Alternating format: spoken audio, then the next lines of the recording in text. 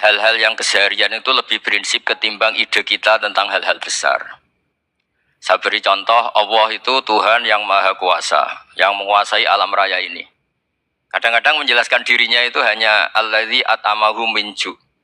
Saya ini Tuhan yang memberi makan kamu saat Anda lapar, saat kalian lapar.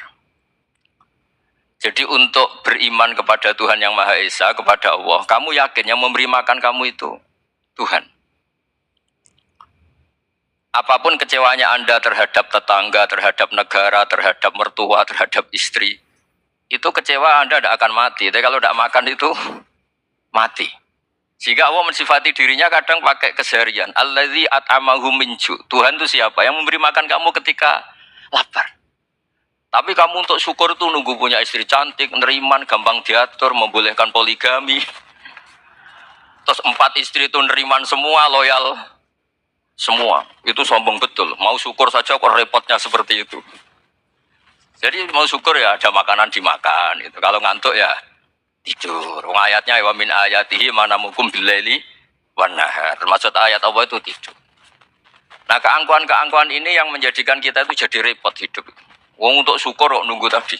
Mertua baik, tetangga baik, istri baik. Apa saja di sekelilingnya harus baik. Nah, keinginan berlebihan ini menjadikan kita lupa ada hal-hal yang paling kita butuhkan, yaitu oksigen. Kita boleh nempat di buminya Allah. Alladzi ja'ala lakumul ardo firasya. Bumi kamu tempati enak. Coba kalau gempa. Apa artinya istri 4 cantik semua kalau pas digoyang apa? Gempa. Apa artinya kamu jabat? Entah apa saja jabatannya. Kalau bumi likuifaksi, habis kamu. Kiai meskipun dai kondang umatnya jutaan, kalau likuifaksi di panggung hancur. Tapi nikmat-nikmat yang disebut Allah seperti kaji keseharian. Alladzi ja'ala lakumul ardo mahda. Allah itu yang menjadikan bumi dalulan, yang mudah diinjak. Famshu fi mana dia silahkan pakai jalan-jalan. Jadi saya termasuk benar-benar kiai Jawa. Kalau kerennya Kiai Nusantara atau Kiai Indonesia lah. Diajari bapak saya Kiai Haji Nur Salim, diajari Mbah Maimun. Itu Islam itu keseharian. Karena ketika Anda memilih hal-hal yang serius, itu tujuan utamanya nyari ridhonya Allah. Dan ridhonya Allah bisa kamu dapatkan sesuatu yang pasti benar. Misalnya dalam sebuah hadis Sahih Muslim disebutkan, Inna Allaha la yardo anil abdi idza akalal akla fayahmadahu alaiha. Au yashroba syarba fayahmadahu alaiha. Itu redaksinya inna itu sesungguhnya. Layardo juga pakai lam taukid, juga maknanya sesungguhnya. Sungguh-sungguh Allah sangat ridho ketika seorang hamba itu makan ketika sesuap nasi dia muji Allah, ketika minum seteguk nasi dia muji Allah. Itu kalau orang diridhoni Allah itu wali betul. Itu untuk jadi wali itu gampang, kamu makan ridho, kamu ninjak buminya Allah ridho seneng, kamu hidup keseharian aman seneng. Nah ini supaya sampean kita semua ngaji betapa panduan Rasulullah untuk menggapai ridho Allah itu banyak yang keseharian sekali. Saking kesehariannya banyak dalam hadis dan itu sahih. Nabi menyebut hal-hal yang keseharian. Hatta matas alu fi fimroatika, kamu punya uang kemudian istri kamu bisa makan, itu ibadah. Bahkan sebagian ibadah itu dicontohkan Nabi yang akhirnya diprotes sahabat, yaitu wafi buti ahadikum sodakoh, kamu menggauli istri kamu itu ya sodakoh. Sampai sahabat bilang yang benar ya Rasulullah, ayati ahaduna syahwatahu wa lahu ajrun. Masa urusan biologis, urusan syahwat kemudian dia dapat pahala. Nabi menjawab, alai salawadu'aha fi haramin akana alaihi wisrun. Bagaimana kalau dia meletakkan ke yang tidak benar, itu kan dosa. Nah, hal-hal seperti ini yang saya ingin teman-teman semua lah, semua. Saya juga agak ingin ngaji demi Anda juga agak ingin. Itu dosa sekali ngaji kok. Pesanan kelompok tertentu itu enggak boleh. Islam itu untuk semua. Jadi ya cuma karena di depan saya jenengan ya seakan-akan jenengan korbannya. Itu ada ilmunya dalam usul fikih itu. Jadi orang itu harus ngaji usul fikih. Nama yang disebut, mungkin Mas Sufyan masih ingat zaman ngaji usul fikih. Nama yang disebut itu tidak jaminan sebagai prioritas perintah. Jadi misalnya gini, kebetulan yang di depan Nabi itu Abu Dzar. Nabi ya bilang, ya Abu Dzarin ini uhibbuka misalnya, atau ya Mu'ad ini muhibbuka, atau ya Abu Hurairah ini uhibbuka misalnya. Banyaklah riwayat yang Nabi nyebut ya Abu Dzarin, ya Mu'ad, ya Abu Hurairah. Kemudian misalnya Nabi meneruskan khitab, ini uhibbuka, saya mencintai kamu, fakul dubur sholatin, atau sebagian riwayat disebut falatadaan dubura kulli sholatin, Allahumma inni ala dzikrika wa syukrika wa husni ibadatik. Saya mencintai kamu, siapa aja, Mu'ad bisa, Budhar bisa, siapa. Saya mencintai kamu, mohon kalau habis sholat kamu jangan lupa wiridan Allahumma inni ala dzikrika wa syukrika wa husni ibadatik. Ya Allah, tolong kami permudah supaya mudah ingat engkau. Anda tidak bisa mentang-mentang, wong nama saya Parmin, nama saya Purnomo, itu yang diperintahkan Mu'ad misalnya.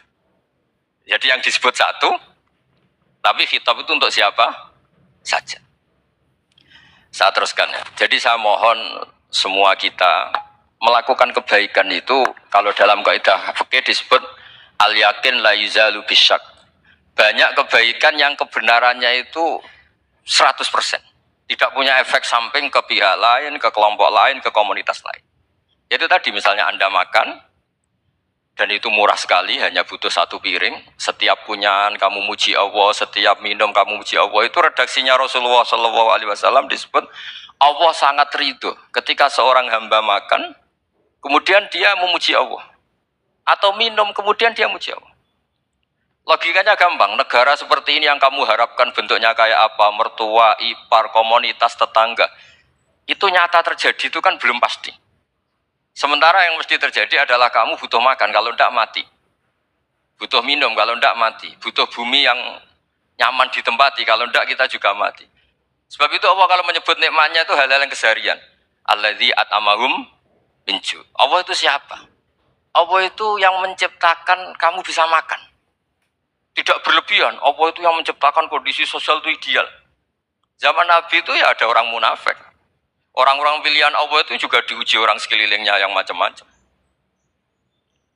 Semua diuji sesuai konteks zaman dan waktu. Nah, tapi ada ibadah-ibadah yang selalu disarankan Nabi. Sampai Nabi itu pernah ditanya, ayul Islam ya khairun ya Rasulullah, Islam terbaik itu gimana? Jawabannya Nabi itu unik. It'amu to'am, Islam terbaik itu ya makan-makan, jangan santai-santai. Ketika Allah menyebut beberapa kebaikan, falak tahamal aqobah, wa ma adrokan apa? Mal aqobah. Terusannya apa? Fakku rokobah. Terusannya apa? Au it'amun fiyaumin di masubaya. Atau acara makan-makan itu juga Islam. Kenapa? Ya bayangkan kalau tidak ada makanan, kita mati kan? Kondisi sosial tidak ideal itu Anda masih gak apa-apa. Tapi kalau Anda tidak makan, Anda tidak minum, kamu punya istri cerewet masih bisa hidup, punya mertua cerewet masih bisa hidup. Tapi kalau tidak makan bisa mati. Berarti penting mana istri sama makan? Penting mana? Makan. Semoga istri Anda dengar. Nanti kamu disuruh makan tapi pulang deh. Itu kalau dibahasakan makan masih memahami. Penting mana nasi satu piring dengan istri? Nggak ada nasi mati, nggak ada istri belum mati. Penting mana? Gak berani jawab kan? Nah, ternyata Anda ada garang kan di depan istri. Jadi saya mohonlah, mungkin Mas Sufyan Sauri tadi yang bisa bantulah. Teman-teman tuh ngaji yang keseharian saja. Karena kita nyari ridha Allah itu berdasar firman Allah. Dan firman Allah itu menyebut keseharian tuh riang, gampang. Itu tadi misalnya wa min ayatihi manamukum billaili wan nahar. Termasuk ayat-ayat Allah itu kamu tidur. Maka dulu itu ada guyonan, ada tokoh Mu'tazilah, kelompok dalam Islam yang berpikir manusia itu bisa menentukan ikhtiarnya sendiri. Karena saya bisa duduk, ingin berdiri, berdiri. Karena kelompok ini nggak terima kalau semua kehendak Allah, nanti bagaimana kalau semua kehendak Allah kok ada hisab, ya ada sanksi. Lucunya itu, dia akhirnya, ini cerita ya, mencintai seorang perempuan, cantik sekali. Dan itu dia menjadi ahli sunnah itu oleh hal-hal yang sepele. Karena istrinya cantik, ya namanya suami istri hubungan intim. Terus ditanya, Mas, masih ingin lagi? Masih. Silahkan diulang lagi. Wah ya tidak bisa. Katanya manusia bisa menentukan yang diinginkan. Itu tobat itu. Itu nggak bisa ditobatkan Mas Sufyan Ats-Tsauri. Orang cantik yang mudah nobatkan orang itu orang cantik. Segampang itu. Akhirnya kita tahu, makanya kalau dalam kitab hikam itu disebut al-akil mayakul madha yaf'alu wa hubi wal ghafil mayakul madha af'al. Orang yang punya akal karena sadar ini wilayah Allah, semua milik Tuhan. Itu dia tiap hari berpikir, besok Allah akan melakukan apa terhadap dunia ini. Kamu merencanakan suatu mau plesir, ternyata gempa. Mau wisata ke Rusia, ternyata perang. Kamu tidak pernah tahu apa yang akan terjadi besok. Wa ma tadri nafsum madza taksibu ghadan. Tapi anda semua kita ini sering punya jadwal permanen. Makanya saya kalau diundang siapa saja, isana takdir. Yang jelas Gus ini acara penting. Ya masih acara penting nak pangeran ngersakno apa piye? Kok ape dadi pangeran? Kamu kok mau jadi Tuhan? Itu kadang ya kiai gitu. Penting Gus acara ini jenengan harus memastikan bisa. Loh, kamu itu yang ngajarin tauhid, sesuatu itu biadillah kok bilang-bilang apa pasti. Kalau mau terus tak tobatkan loh kamu kata saya itu. Ya kalau gitu Gus bilang insya Allah. Wah itu hati saya, fisik saya, roh saya sudah bilang insya Allah. Tidak usah kamu latih kata saya. Nah hal-hal tauhid keseharian itu gampang sebetulnya. Wal ghafil yaqulu madza af'al. Tapi orang yang lupa Allah dia setiap hari bilang besok apa? Kita bisa melakukan apa? Seakan-akan dia itu aktor, dia penting, dia subjek permanen, dia. Padahal kita ini hanya objek kehendak Allah Subhanahu wa taala. Karena kita yakin sesuatu yang terjadi di alam raya ini kita tidak bisa apa-apa. Makanya saya sering ngaji, sering bilang saya. Ketika Anda mensifati Allah, dia yang menghidupkan.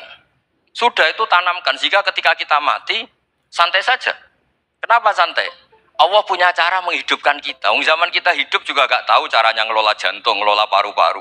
Kamu juga gak tahu ngelola oksigen yang tidak beracun, tidak ngandung polusi. Tahu-tahu hidup. Gak ingin tua ya tahu-tahu tua. Gak ingin mati tahu-tahu mati. Selama ini kita hidup juga gak tahu apa sebetulnya. Hanya gaya tok, punya jadwal, punya planning. Kalau kamu bisa menentukan pilihan Anda, pasti Anda istrinya cantik, 4 neriman semua, kona'ah semua. Nyatanya enggak kan? Ada 1 jelek, cerewet. Oh itu kan. Nyatanya enggak bisa apa-apa Anda kan? Dan kamu bawa mati lagi. Itu kan. Istri Anda juga gitu, punya keinginan, punya suami yang ganteng, yang jabat, yang neriman, yang enggak poligami. Ya enggak kesampaian juga. Kalau kita ngitung tingkat kegagalan kita itu gagal terus. Ya kan? Nah, terus ingat Allah, madza yaf'alu wa bi. Orang yang punya akal selalu berpikir Allah itu menghendaki apa terhadap saya. Lalu sama-sama orang gitu. Ngelihat orang yang serius, itu kata Anda itu pemikir berat, serius. Senang punya tokoh yang merengutur karena kamu anggap serius. Tapi sebagian orang anggap orang yang serius itu wong merengut, wong masam, wong muka kok ditekuk. Jadi sama itu hati ya muqallibal qulub tsabbit qalbi ala dinik, karena kita enggak tahu cara berpikir kita tentang orang lain, tentang sekeliling kita. Misalnya kita orang baik yang jenis ngurmat fakir miskin, ada orang bangun masjid mewah itu janggal. Apa artinya masjid mewah kalau banyak orang kelaparan? Tapi kalau yang jenis pendidikan, apa artinya masjid mewah kalau tidak bisa ngaji? Nanti yang jenis infrastruktur, apa artinya ini kalau semuanya punya sudut pandang yang berbeda-beda. Dan Islam mengapresiasi semua kebaikan. Tapi katakan semua kebaikan itu adalah kehendak Allah Subhanahu wa taala. Karena apapun baik Anda itu pakai fasilitas yang diberikan oleh Allah Subhanahu wa taala. Sehingga ini yang disebut qulillah sumadarhum fi khawdihim yal'abun. Ya kembali tadi ke tema-tema bahwa keseharian Anda ini sudah Islami. Saat Anda tidak bisa melakukan apa saja. Saya sering ada jenazah, biasanya kalau tetangga meninggal saya sering disuruh ngelepas. Saya bilang orang ini baik karena sering ngelamun di rumah, sering nganggur di rumah. Ditanya sama anaknya, kenapa Gus nganggur baik? Ya kalau dia nganggur artinya juga nggak berbuat sesuatu yang maksiat kan? Ya kan, orang nganggur di rumahnya ya tidak bunuh orang, tidak maling, tidak korupsi, ya namanya nganggur di rumah. Lah cuma istri cara pandang nganggur gak menghasilkan uang itu, tapi juga gak menghasilkan kriminal kan? Jadi sebenarnya Islam itu makanya kalau sampai ngaji usul fikih itu ada kitab usul fikih namanya Lubul Usul, itu terkenal sekali di pesantren itu. Itu kalau ngapresiasi keseharian itu luar biasa. Izma min mubahin illa wa yatahaqqaqu bihi tarku haramimma. Karena keseharian yang mubah saat Anda lakukan itu ada kehebatan yang luar biasa, yaitu meninggalkan haram.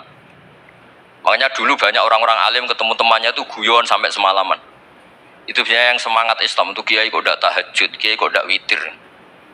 Orang yang sedang mapan uangnya banyak, malam itu tidak kelayaban itu sudah luar biasa.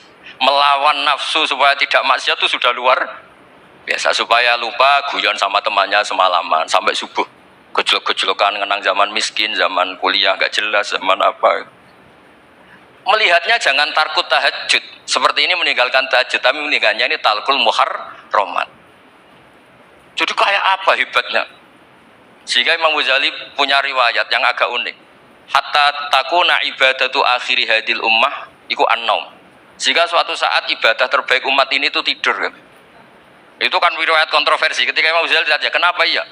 Kenapa kamu mulai keluar dari rumah itu sudah banyak maksiat, melihat perempuan yang enggak mahram, melihat fenomena. Tapi kalau kamu tidur itu enggak melihat apa-apa.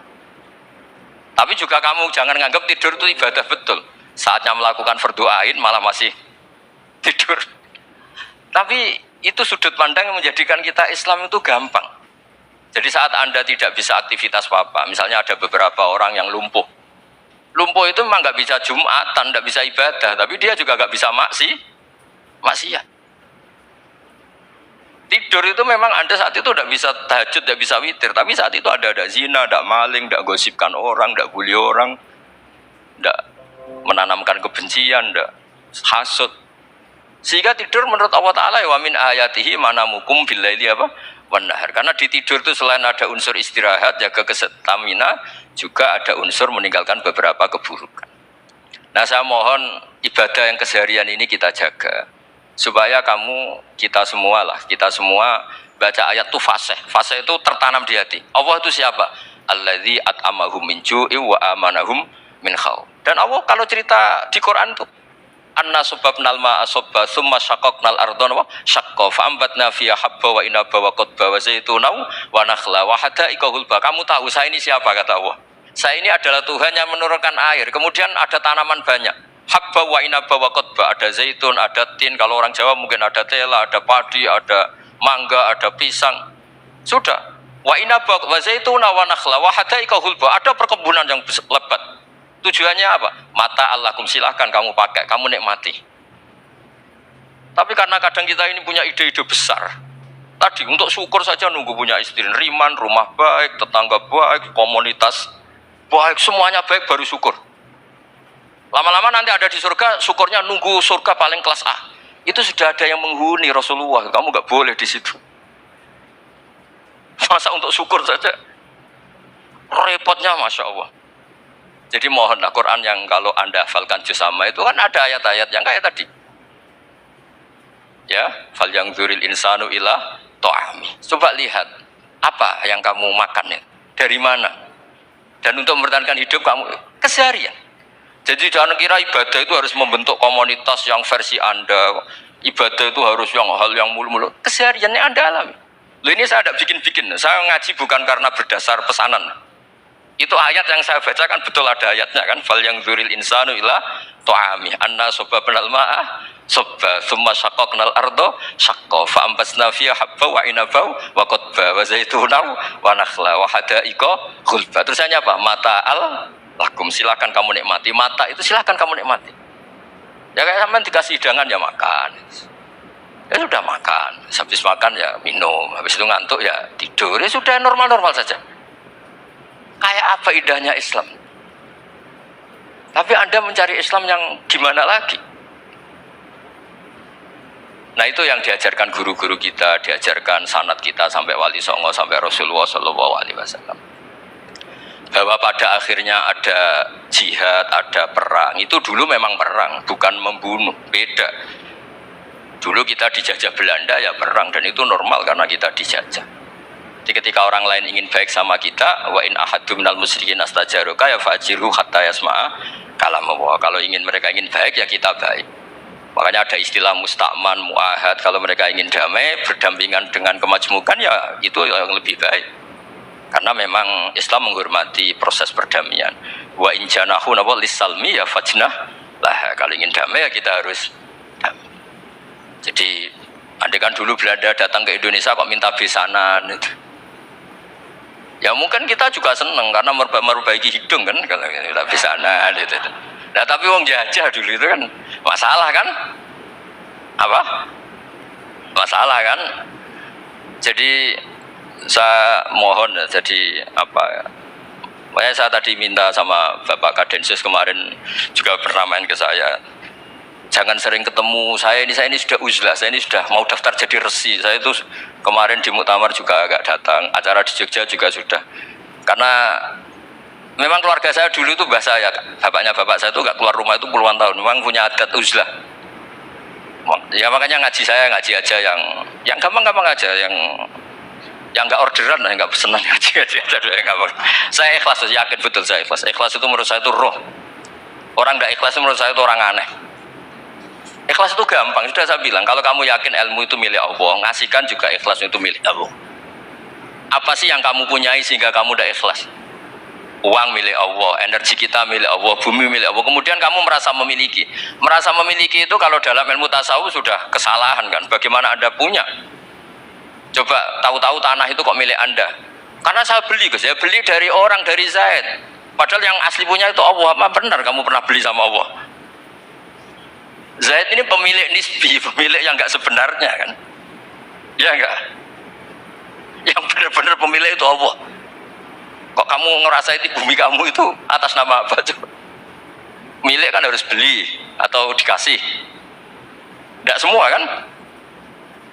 Nah, makanya terus famshu fi manakibiha, dan Allah menyebutnya, sudah saya ini yang menciptakan bumi. Waladzi ja'ala lakumul arda dalulan. Dan Allah menyebutnya sederhana, famshu fi manakibiha, silakan jalan-jalan. Terus hanya apa? Wa kulu mirizki, silakan makan-makan. Jadi Islam itu ya makanya kiai-kiai itu ada acara makan, sampai ada guyonan fikuli makanin makan di setiap tempat ya makan.